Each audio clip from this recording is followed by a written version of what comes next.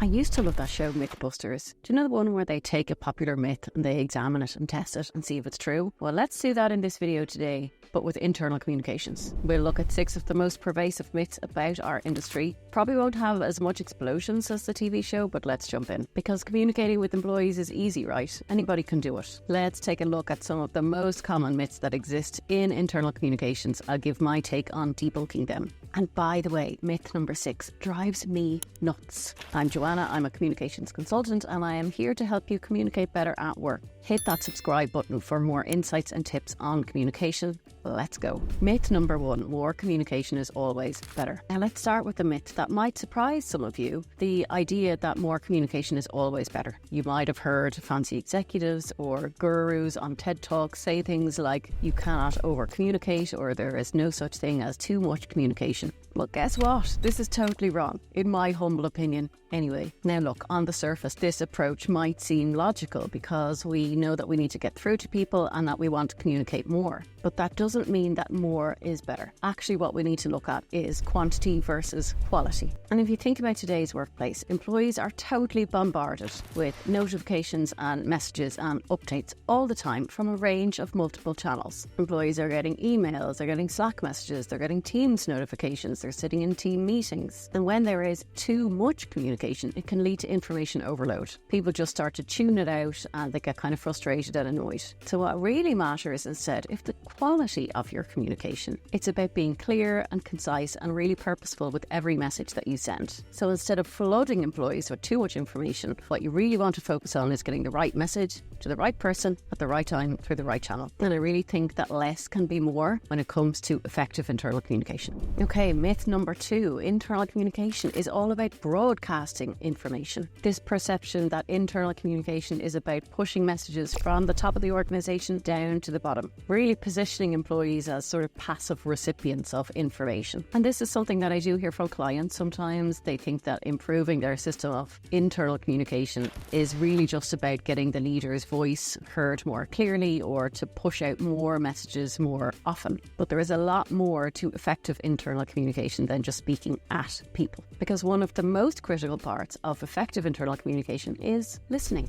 It's really about creating a two-way system of communication. So we can speak to employees, they can speak back to us. It's a dialogue. Employees can feel heard, they feel that their contribution is being listened to, and they get it, they understand. So let's put this myth in the bin, that internal communication is just about broadcasting information, because it's about listening as much as it is broadcasting. And if your internal communication strategy is only focused on pushing out messages, this is your cue to rethink it. Myth number 3, internal communications is solely the responsibility of the communications team. Oh boy, we are only at myth 3 and already I am twitching. Okay, this is definitely a myth in some companies, the idea that the communications team is responsible for all aspects of communication inside an organization. Now, while it's true that your communications team will be at the center of creating the communication system, and they are there to help guide and set everything up, they will be creating messages and disseminating information, that is not the entirety of internal communication inside your organization. And they are not the only ones who are involved or responsible for the effectiveness of communication. Because here is the frustrating truth. Internal communication is everyone's responsibility. Everyone inside an organization plays a role in how information is shared and understood. Particularly leaders. Leaders need to really role model effective communication. Line managers need to share communication effectively with their teams. And frontline workers and employees should feel able to speak up and contribute ideas. So communication is happening every day in an organization at all levels, whether there's a comms team there to guide it or not. And when there's a better understanding of everyone's role in effective communication, the whole organization benefits. So this is another myth that we can debunk and put it in the bin. Myth number 4, internal communication doesn't need a strategy. There is a myth that internal communication is just a bunch of activity. It's just sending stuff out to employees to tell them about things as they happen. There doesn't need to be any planning or long-term strategy involved, that it's just activity. And really this couldn't be further from the truth. Now, there are companies that operate like this. They have comms teams who are very, very busy. They are churning out a really high volume of work. So they are doing blogs and intranets and newsletters and events. But to what end? What is the end goal here? What are you trying to achieve?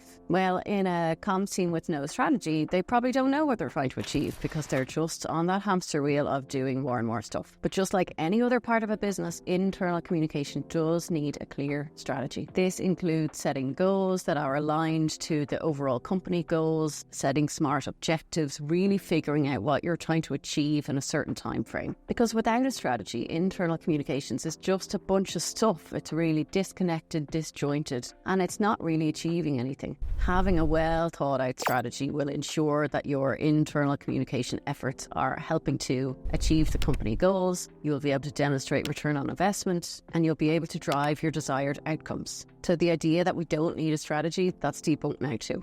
Myth number 5, this is genuinely one that I do hear, that internal communication is just about sending emails. This is probably more pervasive for someone that has never worked in a communications role and they really don't understand what communication professionals do or how it all works. And you'll hear this sometimes, this sentiment, when you have a stakeholder who says something like, will you just send this email out for me, or just send this out to all employees for me? And they think that that's just part of your job, is just sending out emails. But we know, of course, that internal communication is much bigger than just sending out stuff. It's about creating alignment in the organisation, creating a dialogue, and helping people to feel connected to the purpose and the bigger picture of the company. Think of it this way: if internal communication was just about sending emails, then every company in the world would be great at it. But communication within an organisation is often one of the biggest complaints that employees have.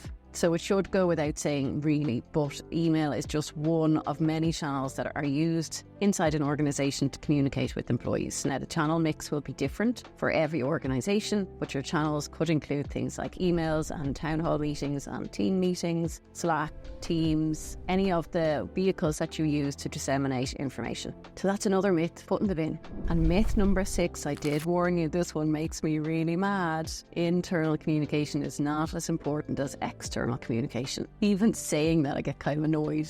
Now, anyone who works in internal communication knows that this myth is very pervasive. There is this misconception that internal comms doesn't really matter. It's often treated as the poor cousin to external communication or to marketing. And you can see that in how it's resourced. Many internal comms teams are teams of one. They have no headcount, they have no budget, and they often feel very undervalued and underappreciated in their roles and under-recognised for their contributions. But here's the truth. I'm telling you now, internal communication is actually more important than communicating outside your organisation, because it all starts with your employees. Have you ever had interaction with a company, say you ring up customer service and the person on the phone is just so helpful and so happy to help you? You can tell that they're treated well by their employer, right? So the way that you treat your employees, the way that you communicate and listen to your employees shows up in the way that they interact with their customers. So can we put this myth in the bin finally and give internal communication the priority and recognition that it deserves? So there you have it, 6 myths about internal communication that I do hear quite a lot, all of which firmly debunked. If you like this video, give it a thumbs up, hit that subscribe button. I'll be back again soon with more tips and insights into internal communication and employee engagement. Thanks for watching. See you next time.